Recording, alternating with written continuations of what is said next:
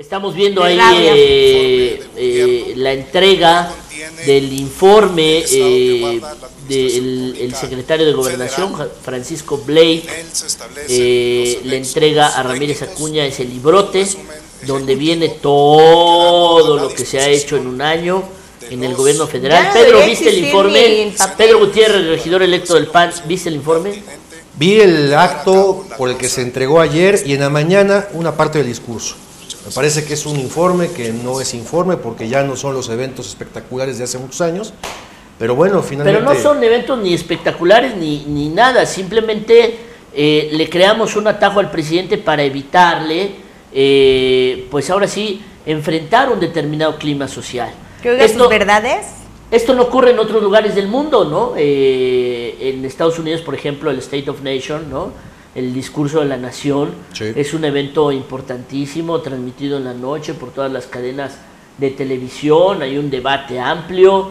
En España, ¿qué decir el debate de la nación? Allá no es que el presidente del gobierno se para, se echa su rollo y le aplauden.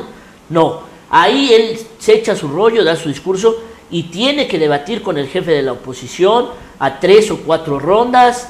Se trenzan ahí en el Congreso y bueno, pues finalmente o el presidente sale fortalecido de ese enfrentamiento con la oposición o de alguna forma sale más abatido. O en Inglaterra, con mucha seriedad, los parlamentarios preguntan, el primer ministro tiene que estar todo el día, si es necesario, contestando las observaciones de la oposición. Es muy seria el ejercicio. Aquí en México no estamos acostumbrados y la transición a la democracia no sirvió para afinar este esquema de transparencia y rendición de cuentas.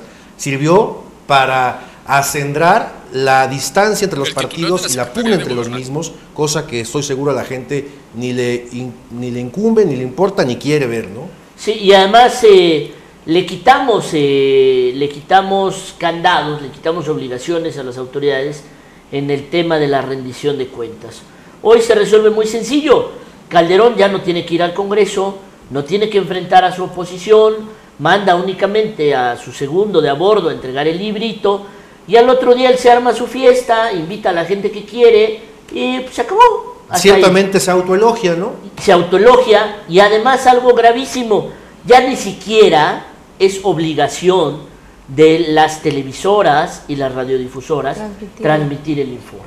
Antes era un día de asueto nacional, las televisoras volcadas con el presidente, la figura presidencial. Sí, al final fuera faraónico o no, había también un clima social alrededor del informe, ¿no? Porque al presidente lo podían interpelar, o había marchas, o etcétera, etcétera. Pero en esta circunstancia lo único que hicimos fue allanarle el camino a Felipe Calderón.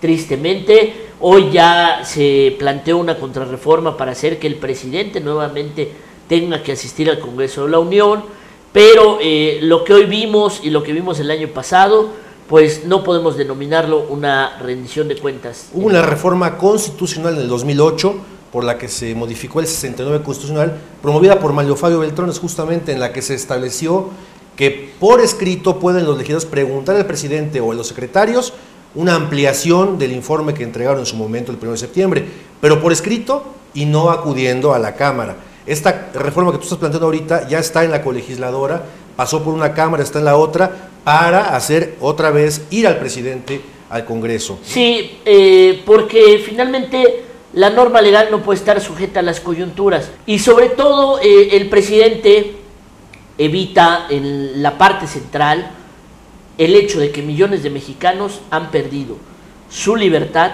frente al crimen organizado. Hay millones de mexicanos que no pueden trabajar, no pueden abrir un negocio, no pueden transitar por el país, no pueden salir de sus casas en la noche, no pueden salir a divertirse. Hay una especie de toque de queda en muchas partes del país. Me parece que hay un eje de gobierno y el problema es que es solamente un eje. Lo digo, tú sabes, yo soy miembro del Partido Acción Nacional, pero parece que es un error del gobierno federal centrar todo, imagen, discurso, propaganda, en torno a un solo tema que es el de la seguridad pública o el de la inseguridad que padecemos los mexicanos. Creo que la estrategia contra el crimen debe continuar. No me parece que sea una equivocación del presidente centrar el tema en la seguridad pública, pero sí creo que cuando todos los temas son seguridad, noticias, propaganda y demás, ahora mismo el presidente hace unos días reconoció que van a seguir habiendo muertos, crímenes. Me parece que ya es una circunstancia donde quedan los temas como el empleo, donde quedan los temas como la gobernabilidad política, democrática. No hay temas más que el de la delincuencia, y en vísperas del informe presidencial vimos la captura de un gran capo como la Barbie. Entonces pues, estamos en una situación en la que ya no hay otro tema más que ese. Pero que además será sustituido por otro, Pedro. O sea, el que tengamos a los capos de hoy, eso no remedia la situación, porque entonces el de abajo se convertirá en el nuevo capito y así sucesivamente. No es posible, y es increíble, que 4 años después de enfrascarnos en esta guerra contra el narcotráfico, hasta 4 años después se haya mandado una iniciativa para controlar el tema del lavado de dinero. El lavado de dinero en este país, sabemos, es brutal. Las operaciones que se hacen en efectivo para comprar empresas, casas, vehículos, yates, coches, joyas, etcétera, etcétera, es algo que se debió atacar desde el primer día, antes que disparar balas. Es mejor quitarles la lana, saber dónde la tienen guardada, incautarlas, meterlos, ahora sí que como Al Capone, por los temas fiscales, que estar persiguiendo y matando capos que de alguna forma u otra se muere uno y llega otro y surge otro y lo capturan y viene Pero otro. tenía que hacerse, o sea, finalmente es necesario el combate a la delincuencia, no puede dejar de hacerse. Yo creo que en esa parte el presidente está bien, me parece que tiene que combatir la delincuencia. Que hay esquemas paralelos como las propuestas legales de reformas para el combate al lavado de dinero, al narcotráfico, bueno, también quizá fue tardía esa presentación de iniciativas, pero lo que está haciendo el presidente está bien. Tardía, Pedro. Bueno, me parece que también en el escenario nacional no estaba el tema de la seguridad. Ahí es el punto que yo quiero poner sobre la I. El presidente Calderón, ante el entorno mundial de crisis económica y la poca generación de empleos, que fue su punto de lanza de la campaña, finalmente opta por la seguridad y acendra la seguridad, el combate, el narcotráfico, la intervención del ejército, en fin. Yo creo que más que tardía, yo creo que se dio cuenta que era imposible generar empleos, el presidente Calderón, y se mete a un tema que había que enfrentar y que nadie lo había enfrentado de esa manera, y me parece que es insuficiente. Yo creo que no es el tema del empleo. Yo creo que es finalmente el tema de la carencia de legitimidad que tiene en su llegada por el conflicto con López Obrador, y entonces es una fórmula muy leída en los libros. ¿Quieres generar unidad?